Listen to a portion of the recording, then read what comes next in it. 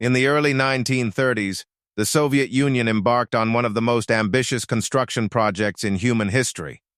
The White Sea-Baltic Canal would stretch nearly 230 kilometers through forests, swamps, and granite bedrock, connecting the White Sea to Lake Onega and providing a strategic waterway for both military and commercial shipping. On paper, the project promised to demonstrate the superiority of Soviet planning and the transformative power of collective labor. In practice, it became one of the deadliest and most wasteful infrastructure failures of the 20th century. The idea for the canal had existed since the time of Peter the Great, but it was Stalin's government that decided to make it reality. In November 1931, the Council of People's Commissars approved the project with an impossibly tight deadline. The canal was to be completed in just 20 months. No comparable waterway had ever been built so quickly. The planners knew this, but the political pressure to demonstrate Soviet capability overrode technical caution. To meet the deadline, the project relied almost entirely on forced labor.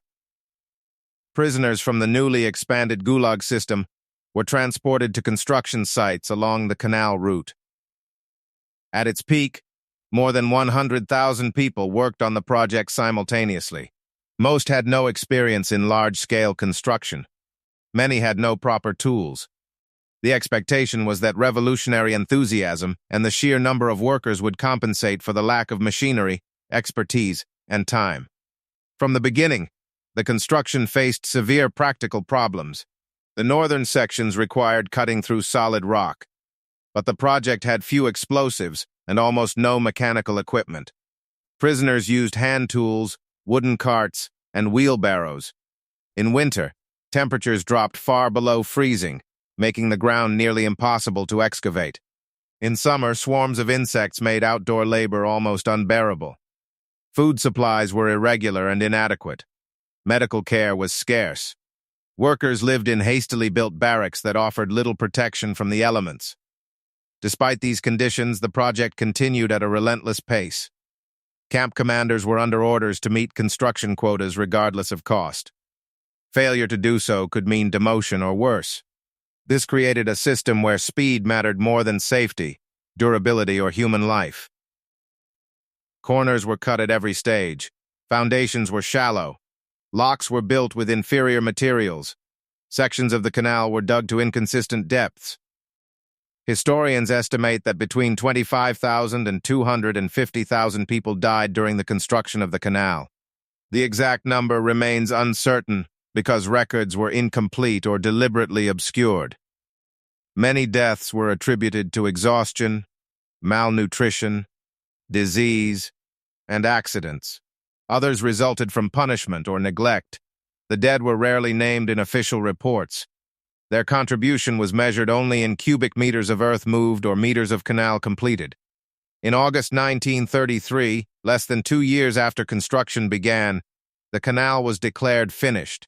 A grand opening ceremony was held, attended by senior Soviet officials.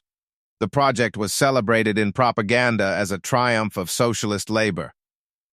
A collective book written by prominent Soviet authors praised the canal as proof that even criminals could be reformed through work. Posters and films depicted smiling workers transforming wilderness into a modern waterway. The reality was starkly different. Within months of opening, serious flaws became apparent. The canal was too shallow for most large vessels. The original plans had called for a depth of 5.5 meters, but the finished canal averaged only 3.5 meters in many sections. This made it useless for the heavy military and cargo ships it was designed to accommodate. The locks were too narrow and too weak to handle significant traffic. Some sections began to deteriorate almost immediately due to poor construction. The economic return on the canal was negligible. Shipping traffic remained low because few vessels could navigate the shallow, narrow route. The military found the canal strategically limited. Commercial transport companies preferred existing rail lines or longer but more reliable sea routes. The cost of maintaining the poorly built infrastructure quickly exceeded any revenue it generated. Within a decade, the canal was regarded as a failure even within Soviet planning circles. though this was not publicly acknowledged. The human cost, meanwhile, had been enormous. Tens of thousands had died to build a waterway that served almost no practical purpose. Families were left without answers about missing relatives. Survivors of the labor camps carried physical and psychological scars for the rest of their lives. The propaganda surrounding the canal obscured these realities for decades. It was only after the fall of the Soviet Union that researchers gained access to archives and could begin to document the true scale of suffering and waste. The White Sea-Baltic Canal was not an isolated case. It was part of a broader pattern of Soviet megaprojects that prioritized symbolic achievement over practical outcomes. The same system that built the canal also produced other deeply flawed infrastructure, from collective farms that failed to feed the population to factories that operated at a loss for years. In each case, the pressure to meet ideological goals and political deadlines led to decisions that ignored engineering realities, economic constraints, and human welfare. What makes the canal particularly instructive is how predictable the failure was. Engineers who reviewed the plans privately expressed doubts about the timeline and the reliance on unskilled labor. Some noted that the proposed depth would limit the canal's usefulness. Others warned that building in such harsh conditions without proper equipment would lead to structural problems. These concerns were set aside. The project had been approved at the highest levels, and questioning it was dangerous. The canal remains in use today, though it handles only a fraction of the traffic originally envisioned.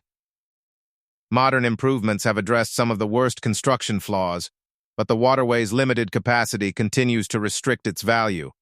It stands as a physical reminder of a time when political willpower attempted to override practical limitations, and when the cost of that overreach was paid by those with no choice in the matter. The White Sea-Baltic Canal was built too quickly, with too little regard for the lives involved or the purpose it was meant to serve. What was celebrated as a victory became recognized, over time, as a monument to waste. The consequences of ignoring expertise, rushing past warning signs, and treating human beings as expendable resources took decades to fully emerge. But the evidence was there from the beginning.